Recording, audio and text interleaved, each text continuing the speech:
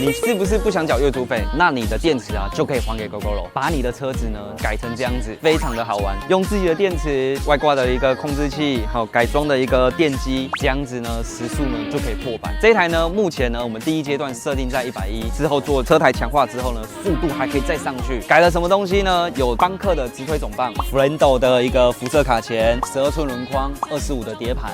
后面更精彩哦，一个铝合金的一个后移摇臂，中置单枪避震，再搭配一个12寸的一个轮毂电机120/80/12的一个经济胎，刹车灯啊、方向灯啊，所有的操作呢，使用呢跟原本的 V 版完全一模一样。这样子的一台车子呢，你会想要花多少钱去改装它呢？